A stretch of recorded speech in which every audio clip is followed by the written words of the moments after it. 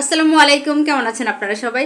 গত 2 দিন কিন্তু আমি লং ভিডিও দিতে পারছি না, মানে আমি শ্যুট করতে পারছি না, তাহলে দিব কিভাবে? একটু ব্যস্ত ছিলাম আসলে বাচ্চাদের স্কুল, তারপরে আসলে সব মিলে দেখা যায় রান্নাটা এক এক সময় এক এক টাইমে করা হয়, তখন কিন্তু আসলে রিলসেটগুলো রেডি করি, কিন্তু আসলে এভাবে পুরোপুরি করা হচ্ছিল না, তো ভাবলাম এখন আর না দিলে হচ্ছে না। তো আজকে হাজব্যান্ডের আবদারে রান্না করেছিলাম চিকেন দম বিরিয়ানি বা পাক্কি বিরিয়ানি, যেটাই বলেন না কেন, আসলে এক এক দিন এক এক রকমভাবে রান্না করলে কিন্তু খেতেও ভালো লাগে।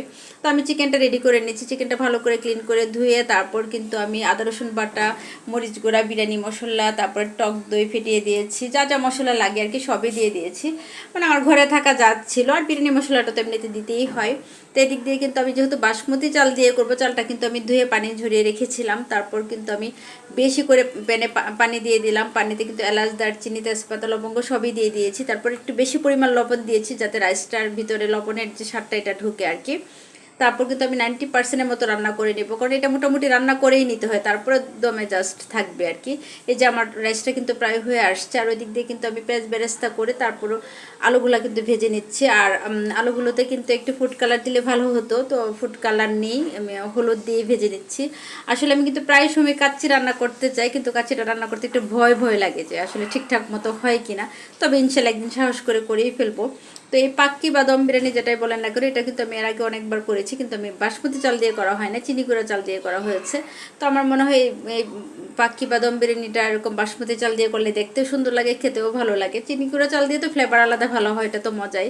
তারপর বাসমতি চাল দিয়ে করলেও কিন্তু ভালোই হয়। তো আমি এখন চিকেনটা রান্না করে নিব। আমি কিন্তু পেঁয়াজ ভেজে, এলাচ, দারচিনি, গরম মশলা ভেজে তারপর কিন্তু আমি চিকেনটা দিয়ে দিয়েছিলাম। তো ভালো করে কষে আমি পানি কিন্তু বেশি একটা দিই নেই, মানে যে প্লেটে মেরিনেট করেছিলাম ওটা ধুয়ে জাস্ট একটু পানি দিয়েছিলাম। তেলে মশলাতে কিন্তু আমার চিকেনটা হয়ে আসছে। তারপর আলুগুলো কিন্তু দিয়ে দিয়েছিলাম, কাঁচামরিচ দিয়ে দিয়েছি, বিরিয়ানি মশলা কিন্তু আবারও দিয়েছিলাম। এখন কিন্তু আমি চিকেনের তেলটা কিন্তু উঠিয়ে নিচ্ছি, এটা কিন্তু আমার পরবর্তীতে কাজে লাগবে। আর দেখা যায় যে কোনো রান্নায় কিন্তু আসলে সবারটাই মজা হয়, এক একজনের রান্নার স্টাইলটা জাস্ট এক এক রকম থাকে, স্বাদটা অনেক সময় একটু ভিন্ন আসে, কিন্তু রান্না কিন্তু সবাই একই রকমভাবে করে, তাই না? সব মশলা তো একই রকমই থাকে। তো এই তো আমি কিন্তু প্যানে যে তেলটা উঠিয়ে রেখেছিলাম এটা কিন্তু প্যানে একটু দিয়ে দিলাম, তারপর রাইস দিয়ে দিলাম, তারপর চিকেন দিয়েছি, তারপর আবার রাইস দিলাম, মানে 3টা লেয়ারে আমি করেছি।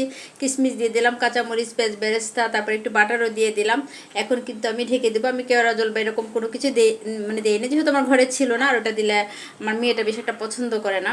তো যাই হোক, এখন কিন্তু আমি তাওয়ার উপরে প্যানটা দিয়ে দিয়েছি, জাস্ট 30 থেকে 32 মিনিটের মতো আমি দমে রেখে দেবো। এই যে আমি 32-33 মিনিট পর চলে আসলাম, এই যে কত চমৎকার হয়েছে, মাশাআল্লাহ, আলহামদুলিল্লাহ। সেটা আমি রান্না করছি বলে বলছি না, সত্যি অনেক বেশি সুন্দর হয়েছিল, যেরকম ঝরঝরে হয়েছে এরকম পারফেক্টভাবে ফুটেছে, মানে সব মিলে দারুণ হয়েছে। তো আমার হাজব্যান্ড প্লাস আমার বাচ্চারা তো খুব সুন্দর সুন্দর রিভিউ দিয়েছে এটা খাওয়ার পর। তো আসলে বাড়িয়ে বলে নাই, আমি নিজে খাওয়ার পরও বুঝতে পেরেছি যে সত্যি সত্যি মজা হয়েছে। আর আলুটাও একদম কাচ্চির মতোই হয়েছিল, একদম পারফেক্টভাবে হয়েছিল, খুবই ভালো লেগেছে খেতে। তো যাই হোক, এতক্ষণ ধৈর্য সহকারে যে যেখান থেকে আমার ভিডিওটি দেখেছেন সবাইকে অনেক ধন্যবাদ। ভালো থাকবেন সবাই।